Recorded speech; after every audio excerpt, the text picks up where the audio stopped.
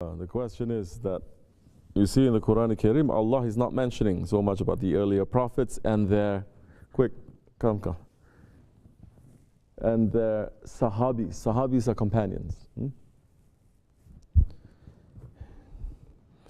Although they are great prophets, but hardly is mentioned. And only exception like this or like that, it is Isa alayhi salam. Isa alayhi salam is one of the greatest prophets to Allah subhanahu wa ta'ala, one of the 5 greatest ones. A book was given to him. There are 124,000 prophets. Out of this, there are 313 Rasul. Rasul means, how we may say, prophets are prophets. Rasul is messenger. Not every prophet is a Rasul, meaning it's a higher station, but every Rasul is a prophet. Quran is only mentioning 25, like that. Meaning that there are some prophets, not some, most prophets is not mentioned in the Quran by name, but the Prophet ﷺ, his Sahabis and those who are following in his footsteps, the awliya Allah, the friends of Allah, they know who these ones are. And Allah has said, to every tribe we have sent a prophet. To every nation we have sent a prophet. So Allah is just. He's not just saying only prophets coming is, say, Middle East area. Because to every nation, He's saying, we sent a prophet. In fact, there are prophets of this nation, the people of this nation, Native Americans, that is buried somewhere close to us, let me just say. So, let's look at the major prophets that Allah subhanahu wa ta'ala had sent into this world. Isa alayhi salam, Ruhullah.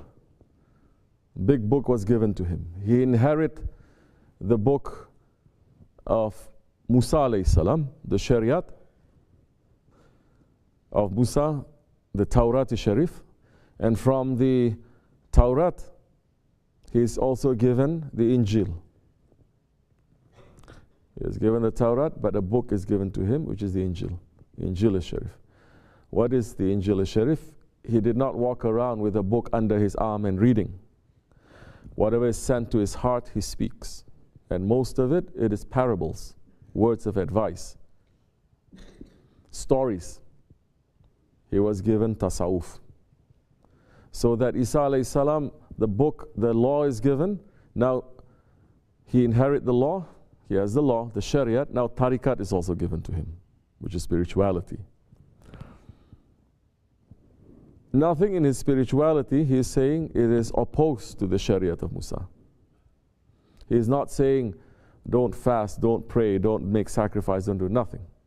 Later, the people who claim they're following Isa alayhi salam, they change it.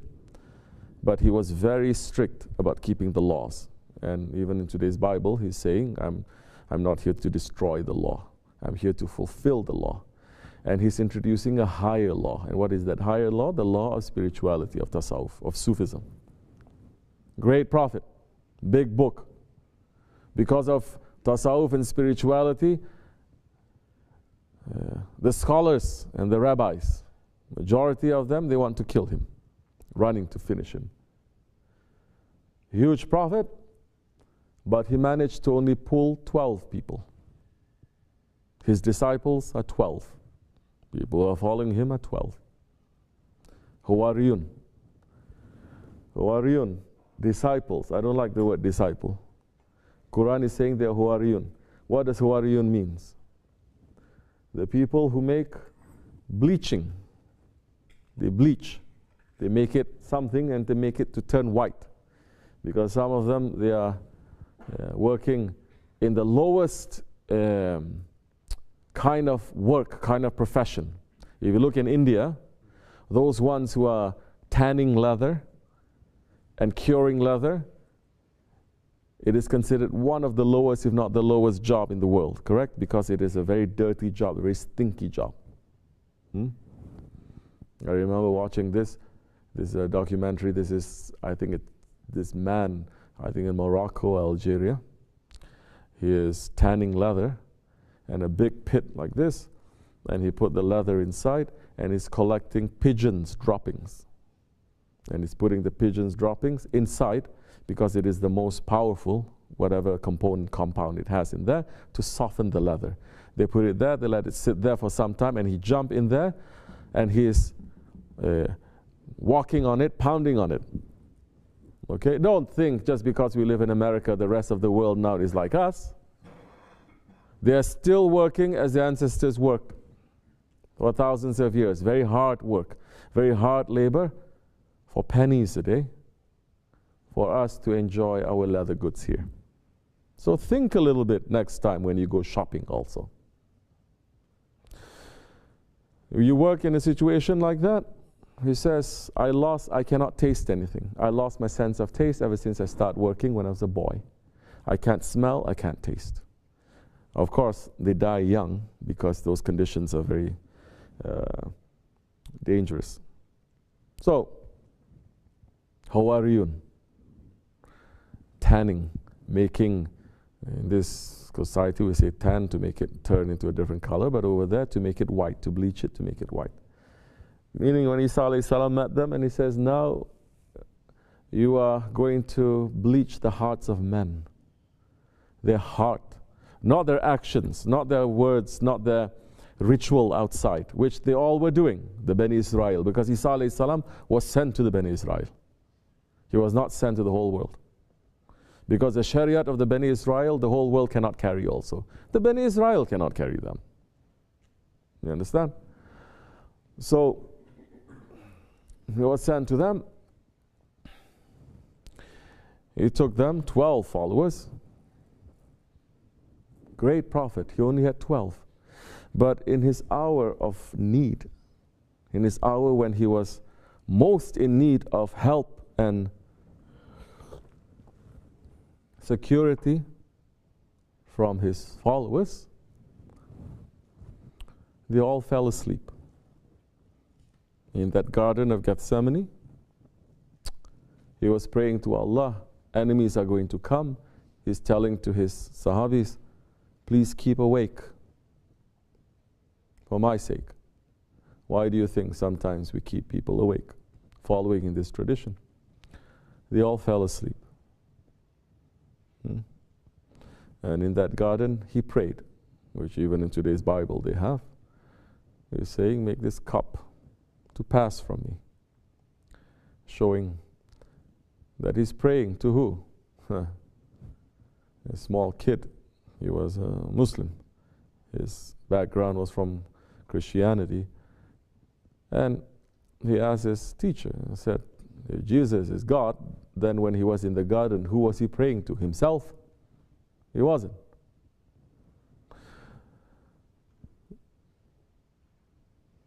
So, one of the greatest prophets, one of the most important and greatest group of followers, there are certain things that they're doing that falls short. We cannot criticize them. Don't criticize them.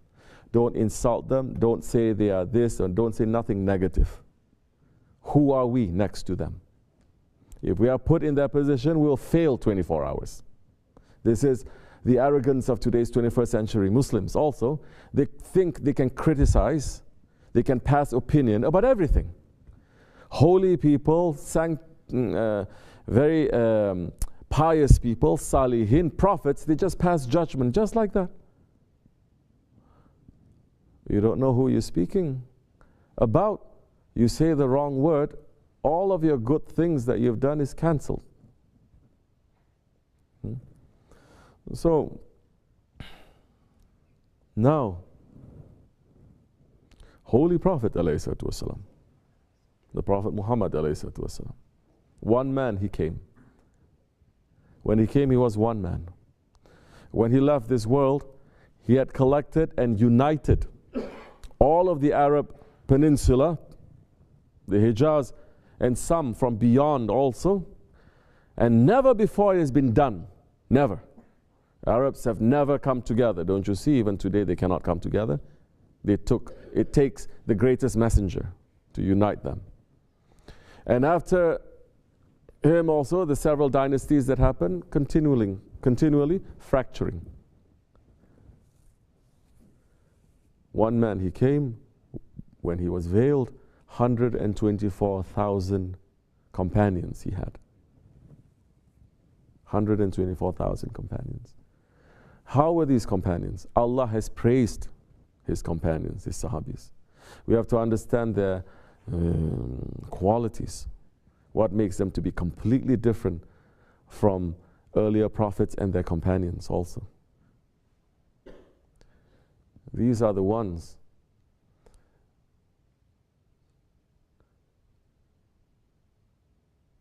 that because of their love for him, they went through extreme torture and death. The earliest recorded martyr was an old woman. And she was asked to deny the Prophet. And what was the Prophet coming to bring? To say that man is created equal. To say that there is one nation, one people, one Allah. Everything is in unity. Leave all your bad characteristics. Take care of the poor, and especially the poor, the orphans, and the women. They hate that. Because, as is today's world, the powerful people, the first people that they go after are the orphans, the poor people, and the women. This is their power base. They don't give the rights to them. They become cruel. Arabs at that time, they started to enjoy wealth that never before they enjoyed, never before. And when this wealth came to them, instead of taking care for others, they started to even forget their own traditions. Before the Prophet came, there were certain traditions. You have to have honor, you have to have this. They even forget all of that. Because of what? The flush of wealth and the flush of this world. They start thinking that they are lords, that they are gods. It happens all the time. It happens today. Before they were treated as garbage people, and now suddenly they can gain access into the court of the Byzantines, or into the courts of Persia, or into the kings of the other neighboring empires. So they became very proud. The first martyr was an old lady. They asked her to renounce the Prophet. She didn't want to. They tied one horse to one leg, another horse to another leg. I believe it was a camel that they tied. One camel to one arm and another camel to another, and they say, either you deny that one and leave this new religion that he's bringing, or we'll tear you to pieces. She says, no, I will not. They tore her to pieces. This is one of thousands of cases, thousands. Because the Prophet, when he was in Mecca, in his own home country, hometown, home city where he grew up, where his character was so much loved. He was loved. Before the revelation came, they called him the most trustworthy one. Everybody loved him. Everybody asked for his advice. Everybody honored him. But when the revelation came at the age of 40, the severest enemies were his own family, his own uncles. Thousands. There was a time when there was a boycott, the year of sadness, right after his wife Hatijah, our mother Hatijah radiallahu anha, she passed, and his beloved uncle passed also, his protectors passed. They imposed sanctions on the Muslims, and they refused to sell them anything, to buy anything from them, to help them, nothing. So in effect, you're living in a desert, you understand? It's not like you're living here. Imagine now we're living here and people in the town completely don't want anything to do with us. We cannot do anything. We cannot move. So many, they died that year. They were eating the barks of trees and the grass and the leaves. So many were dying from starvation, the old ones and the young ones. And they looked to the Prophet, and the Prophet says, be patient. Be patient. They stayed true. They didn't deny him. They put their head down and they say, we will follow you. Compare this to the followers of Moses, Musa alayhi salam. When they were wandering around in the desert of Sinai for 40 years, that Musa alayhi salam, he passed, he was veiled before the end of the 40 years. These were the people that he saved from slavery. These are the people who witnessed miracle, that he split the sea in front of them. These are the people that they were eating. They were not starving. Their prophet prayed, our prophet too, Musa alayhi salam prayed, and Allah was sending food from paradise for them to eat. They were not starving. And when they were eating the food from paradise, they said what? No onions? We like what we had in Egypt. Lentils, onions, this. This is also mankind. It is not them, it is in us. This ingratitude that is in us, the fickleness that is in us. That the best can happen to us, but that self-destructive quality, the ego that is in front of us, is not recognizing that, doesn't value it, and say the ego is always sabotaging us. And if we don't understand the ego, we think it is us. It is not us. It is not the spirit. The spirit is in full submission, is in peace. The ego always wants more and more and more, is never in peace. They were not starving. They were given manna and salwa, and quail and let's say heavenly desserts. And still they were saying, where's the onions? We miss the onions. Allah is showing the qualities now, which is why the most highest degree of humans that Allah subhanahu wa ta'ala has created, the most beloved ones, they are the prophets. But second to the prophets, they are the companions of the last prophet. Okay? Adam alayhi salam, he was created in paradise, he was sent into this world. His children were born into this world, the first generation children.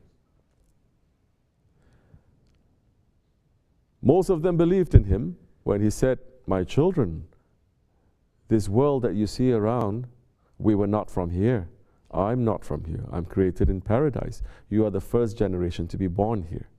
But our home is not here. We have been sent. This is our exile. We must return to our original home. Some believed and say, we believe you, O Father, and we see all the proof. And some don't. Some say, you're growing old and you're losing your mind. What are you talking about? Another world over there. It's here. It's always been here. First generation. Their own father is heavenly. That quality, that ego that has, Qabil has, and those who follow him too, that quality never changes from the beginning up till the end. And that quality of man's fickleness, the ego, not mankind, because there's a spirit and there is a nafs, there is the ego. It continues with every prophet. It continues with every prophet's followers. Every prophet that you see, they come, they speak. So difficult to spread truth. Yunus alayhi salam, his people will beat him up, and it became so heavy for him, he pulled away. Not because he was also just trying to escape. But because he felt that he was failing Allah's command, the fish took, when he came out from that boat, it's a long story, and the fish took him, he was happy in the belly of the fish because he was alone with his Lord. And he was asking, when he was pulling that prayer, La ilaha illa anta subhana in kuntu min zalimin. Can prophets be zalim? La ilaha illa anta, there is no Lord but you, and I am one of the oppressors.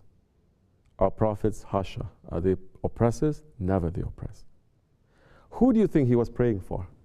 His people, his nation, that they were oppressing him. This is the quality of prophets.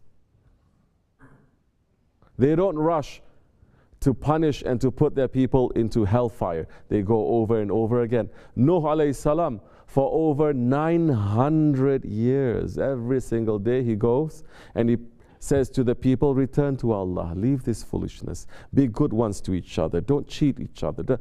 The people beat him up. Every single day he goes up, back, he recuperates, months, he comes back again, he says again, they beat him up again, continuously over 900 years. Mankind just doesn't want to listen. Those who followed some prophets, minority, they followed the prophets. In one generation, they turned the message around. In one generation, sometimes even less, they will turn the message around, and what the message of the prophets they brought, it becomes corrupted right away. Especially the prophets coming from the Bani Israel. Dawud alayhi salam, Sulaiman alayhi salam. They turn. That is the quality of the people, of mankind, of us. Even with who? Isa alayhi salam. In his own generation, someone just comes up and say, I'm his messenger. The others are saying, who are you? And saying, you never met him. No, I met him spiritually. You never even sat with him. No, I did, spiritually. But you're not even one of us. You were in love with the dunya and following the secular lifestyle, the secular anti-religious lifestyle. You were doing that all your life. No, but spiritually, he taught me. But you are not even praying most of your life and not believing. Doesn't matter. Spiritually, he came to me. And you are changing everything. He's saying, don't change the law, but you change all his laws. You change everything. This is wrong. He said, doesn't matter. Spiritually, he came to me. Meaning now I'm taking that religion according to my own ego, and I'm giving it to people that appeals to their ego. Because it is always a Sharia that breaks the ego. Not really tariqat. It is a Sharia that breaks the people's ego. So the quality of the companions of the Holy Prophet ﷺ.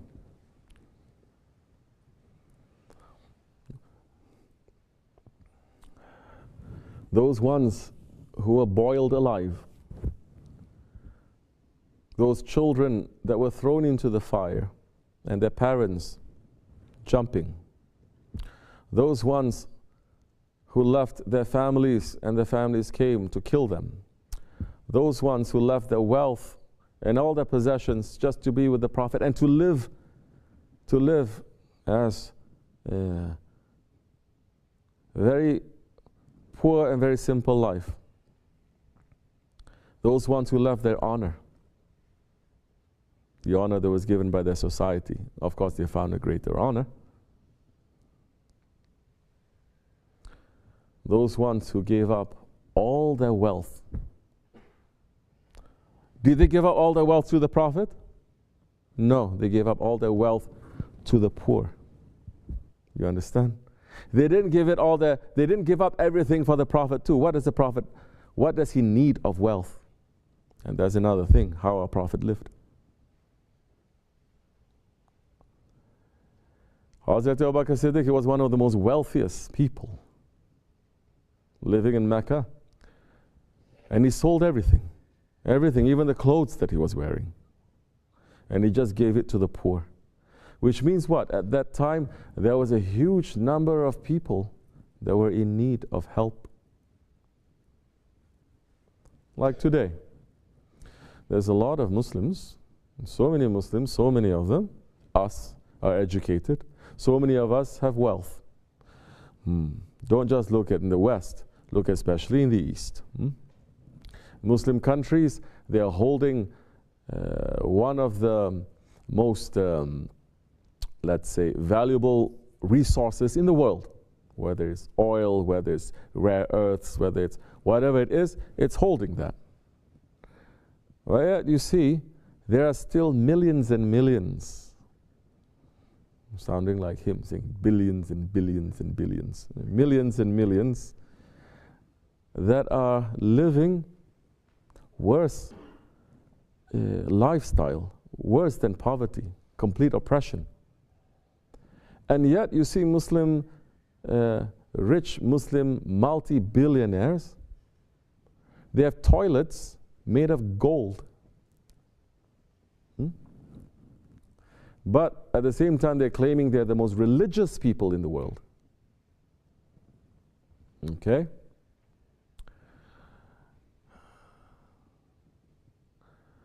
They have so much wealth that they are continually also putting in the West. That's another thing. Wealth that they make, they invest in the West, not in the East. Okay, if you don't like to give charity, why don't you make business in the poor countries to help them? No, because there's a signed deal that they made, you understand? They rose into power because those ones put them into power, and they say, we took out your masters that you didn't like, the true inheritors of the Prophet. Now we're giving you all the wealth, but that wealth, more than half, more than that, it belongs to us. You agree? Agree. They signed it up, and that's it. Less than 100 years. So much wealth that, don't you see, they make cities in complete deserts in the Emirates and everywhere else. They're making tropical paradises in these deserts. They're turning them into winter wonderlands in these deserts. Yet thousands of Muslim children are starving and dying from hunger, starvation, and illness that they can easily just take care of, that they didn't, and they're watching it. The heart is not moving. Still claiming to be the most religious people in the world. Something is wrong there. It's broken. Spirituality? Spirituality, what kind of spirituality you have now? If your neighbor is hungry and you're not feeding. You can be making zikr or salawat whole night long, but if you're not understanding, loving your neighbor, that spirituality, it is hypocrisy. And in Islam, the hypocrites, they are in a lower category than the unbelievers.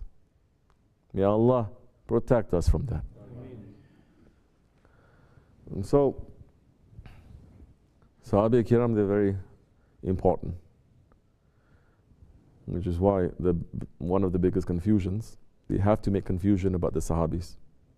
To split the Ummah right from the beginning. Don't believe in his inheritors. Don't believe in the Sahabis. And don't believe in anything they say, because the religion passed from the prophets to the companions. Once they say don't believe in any of the companions, okay, then you can even deny the Quran, because the Quran was compiled by a companion. You can deny all 6 books of hadith, because they are compiled by companions. You understand? Then there is a danger that is there. Then it's going to fracture more and more and more. But Allah has said, I will protect the Quran. I will protect the religion.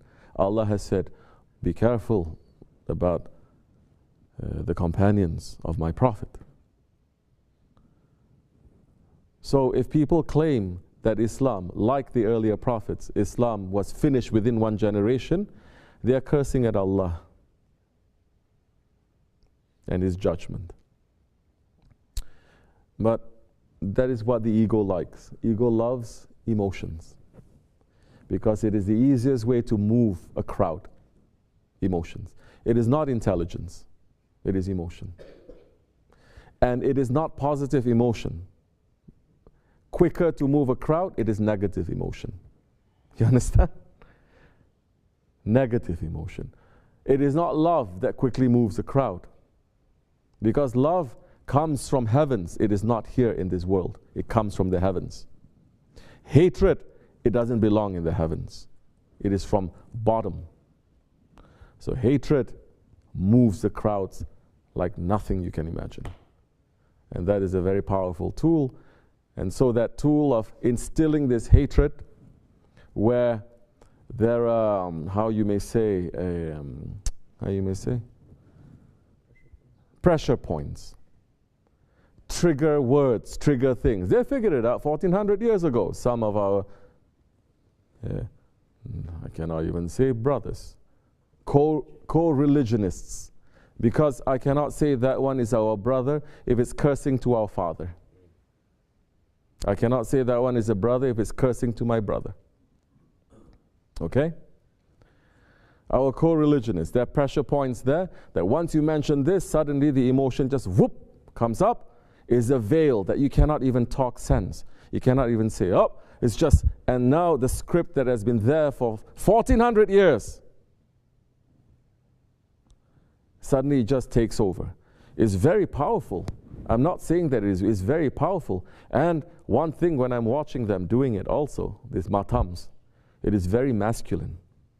Ahl Sunnat have been emasculated long time ago. But they still have it. You understand what it feels to do this? It's very effective. But it is not used for Allah's sake. You understand? It is used for the ego. It is used to bring confusion. It is not unity. At that time, what good can you expect from it? Too much. Nothing much. We cannot even... I believe it was Umar ibn Abdul Aziz.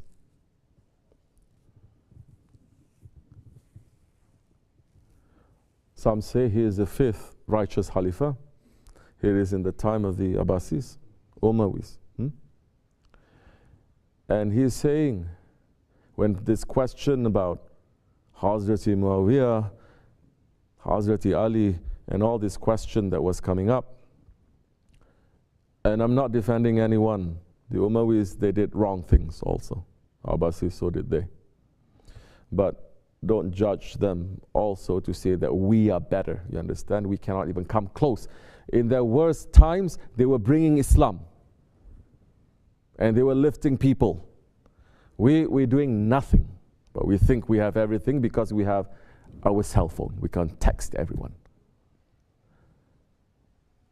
He said, the dust that is in the nostril of the horse of Hazrati Muawiyah is better than me. This is the quality of Ahl Sunnah. This is the quality of Ahl Sunnah. This is the quality of those who follow, those who follow, those who follow, and those who follow. You understand?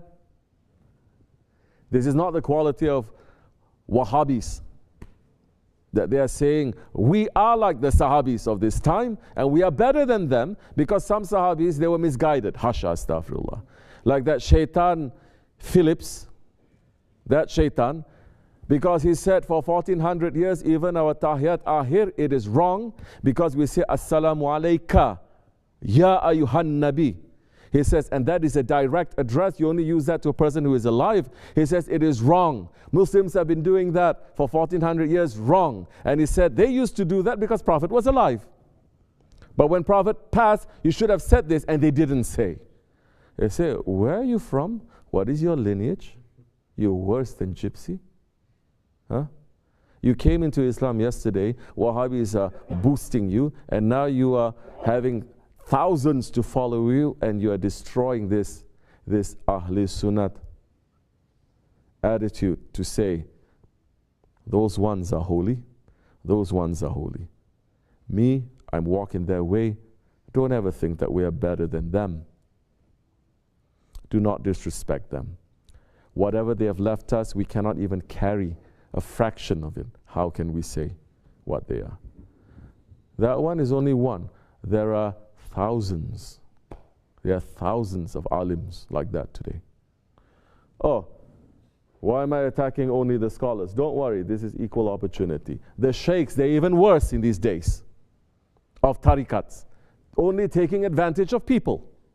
Especially when you look at people, the sheikhs and the peers in the subcontinent especially, all they do about is play with jinns. All they do is take money from you to write you a tawiz. You know, like you go to a bad mechanic, you go with your car has some brake problem, you go there, he fixed the brake problem, but he breaks 10 other things, so you keep coming back. That's what they're doing. So those ones who are condemning Sufism and tariqat based on these ones, I really have to agree too. It doesn't mean tariqat is bad, but these ones, those are not sheikhs anyway. A sheikh cannot be doing that. But we're living in the end of times. These are the signs of the end of times. Prophet says, live your religion simply. Run up to the mountain. Live simple. Whatever you know, practice it sincerely. Don't run to know more and more and more and research more and more. In the old days, people used to travel for thousands of miles to sit in the feet of a master. If the master looks at you, he may teach you. In these days, people think just by reading a couple of websites and a couple of YouTube videos, they are masters of the religion and they give fatwas to everyone. What is this madness? This is madness. Can you read a couple of medical websites and a couple of do-it-yourself surgery on YouTube and then declare yourself a surgeon? You can, or an engineer or an architect or a lawyer or even a policeman. But people are doing that to Islam, to spirituality, 24 hours. This is great, Dajjal is saying, because it doesn't matter if they're 2 billion or 5 billion or 7 billion. They're finished. There's corruption inside everywhere. They will never rise. But Allah has other plans. Allah has other plans. Are we saying we're better? No, we came from that. We are worse. That's why Allah pulled us out. And if Allah lets us off a little bit, we're going to be worse than them again. But we're trying to be simple. That's why we move up here, top of the mountain. There's nothing here. So that we have time. Time to think, time to be with our Allah, time to know who are we? What am I? Why have I been created? Did I live my life today according to the reason of my creation? Not to live our lives like zombies, not like animals. Worse than animals these days, like zombies. Zombies means someone else is controlling. At least the animals, no one is controlling an animal, no? An animal is going according to its own instinct. But zombies, no spirit, no soul. Shaitan is controlling. May Allah protect us. Anyway, I talk too much. This much is enough. Wa min Allahu tawfiq. Al-Fatiha.